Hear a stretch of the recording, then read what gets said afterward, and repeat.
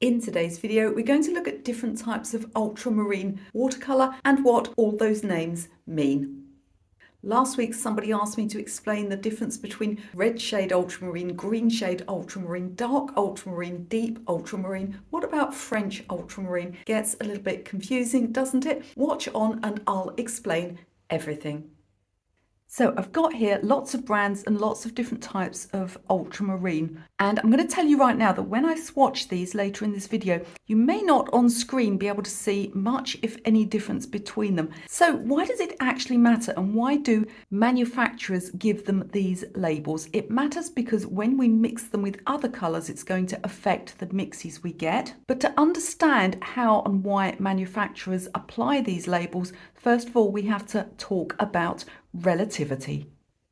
So many of you know that in my personal life I do Tai Chi, and Tai Chi talks a lot about yin and yang. These are extremes: hard, soft, warm, cold. And these are human principles that we apply throughout our lives, but they are changeable, they are arbitrary. So let's look at these two paint swatches here. I think you'll agree that this one is lighter and this one is darker. So we can say this is light, this is dark. So remember, this is dark, or is it? Now it's light. Let's talk about warm and cool. Now, to start with, we should say that the idea of colours being warm and cool, when colours themselves don't have a physical temperature, is just a human way of thinking about things. It's a way that we use to categorise things. It just helps us to visualise. But we would imagine this icy blue colour to be cooler and this pink colour to be warmer. So this is warm, this is cool. But now if we apply this orangey red, this one that was warm is now cool. So all of these labels that manufacturers use are often just ways of describing colours within their own ranges so that you can differentiate if they have more than one type of ultramarine. The paper itself I'm going to be working on today is a great example of relativity. This is SAA rough paper. It's their practice paper, and this is the one they categorize as rough. It's extremely smooth. It's far smoother than many brands' standard surface, and in fact it's as smooth as some hot press papers. So these are human companies run by humans striving to describe their products as accurately as they can. But all of these things are relative. Next, let's swatch some blues, and I'll explain about the names, why they're called what they're called, and how it will help you to choose the right one for your needs. So let's talk first about the most common ultramarine that you will have heard of, and that is French ultramarine. So the word ultramarine literally means from across the sea, and this is from when the pigment was first imported from faraway places, and it was made of genuine lapis lazuli gemstone. Now, almost all ultramarines are now synthetic. The pigment they use is PB29. So here I have some Jackman's French ultramarine. Now, the ability to make synthetic ultramarine, which is 99.9% of all ultramarines now, was first discovered in France. That's where we get the term French ultramarine. Now, nowadays, the term French ultramarine is always applied to a warm ultramarine. In other words, one that leans towards purple and has a strong granulation. This is the same pigment. I've got a manufacturer's sample here, which is the same brand, but it's just an earlier version. I'll swatch it just for fun. The G5 on there refers to the grind size. So if all of these are the same pigment number, why are there differences between them? And you see this one is a little perhaps less warm and a little lighter.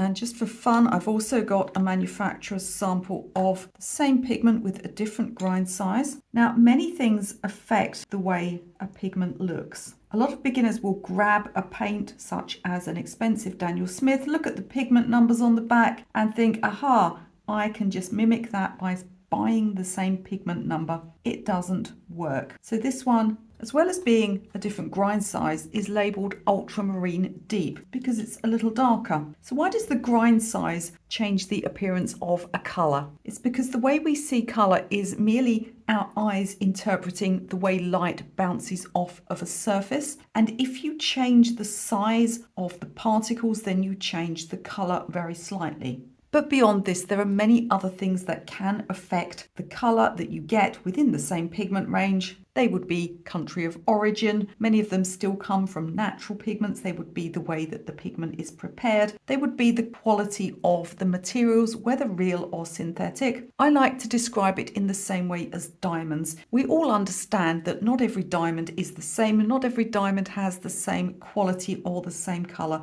It's exactly the same with pigments. So the difference between this one and this one is in the grind size, and this one's come out a little darker. So when we get an ultramarine that's labeled French ultramarine, it typically talks about one that is closer to the red end of the spectrum. It's a little bit more purple than some of the others, and it has a heavy granulation. When we talk about an ultramarine dark or an ultramarine deep, it typically refers to a pigment that's just a little stronger or darker than some of the others. But again, let's talk about that relativity. If a manufacturer only has one ultramarine, they may not bother to label it dark. It's only if they have more than one in the range that they will try to tell you this one's a little stronger and darker than the other one that we have. It doesn't mean that compared to other brands, it's necessarily darker, because these are arbitrary labels that the manufacturer places on, typically when they have more than one in the range, to enable you to choose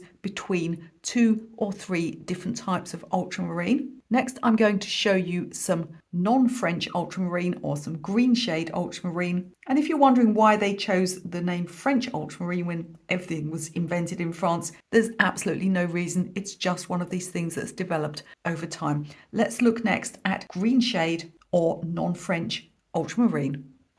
If you've reached the halfway point in this video, we have so much more coming up, but could I please just ask you quickly to click that like button? I know it's a bit tiresome, but it really does help my channel. Of course, I'd love you to free subscribe as well. This channel is fully approved by cats. So green shade, as the name suggests, is more to the cool green end of the spectrum than it is to the purple end of the spectrum. So let's swatch this one here. This is the same brand as the one above it, and you can see it's a little bit closer to a cobalt. It still has granulation, but it may not be quite as strong a granulation as the French ultramarine version. It's absolutely one of my favorite colors. I think it's incredibly beautiful. I've used this green shade ultramarine in some of my paintings to stunning effect, she says modestly. I'll pop one up on screen so you can see where I used this pigment. Let's try another ultramarine. So this is St. Petersburg from their White Nights range. This is a Russian paint, and this one is just labeled ultramarine. So we can assume that this would be more of a green shade ultramarine. But like I said, there's no guarantee of that. If they only have one in their range, they may just have called it ultramarine without bothering to add the word French.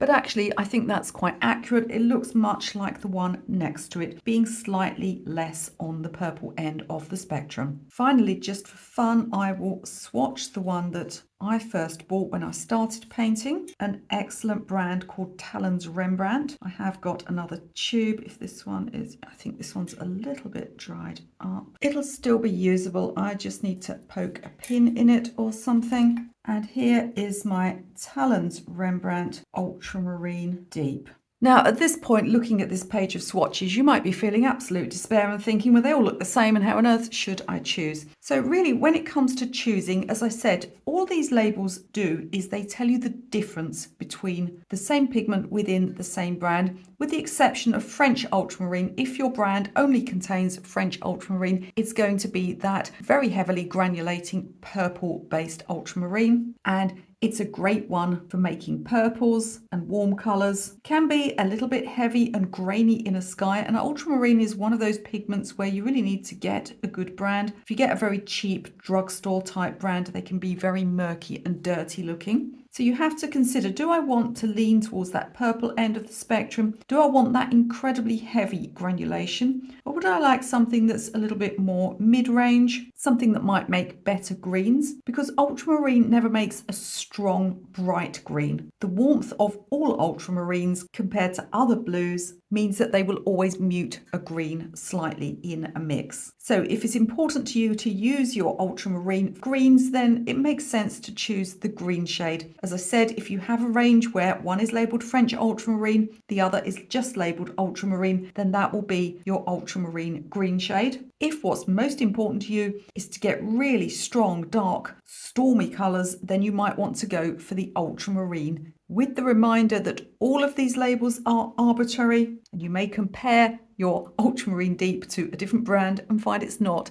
deep at all. If you are wondering about the concept of warm and cool colours in art, I made a much longer video that will explain through each of the primaries and looking at secondary colours what constitutes a warm colour and what constitutes a cool colour, particularly when it comes to blues where it can be very confusing indeed. I'll leave a link to that one in the description of this video.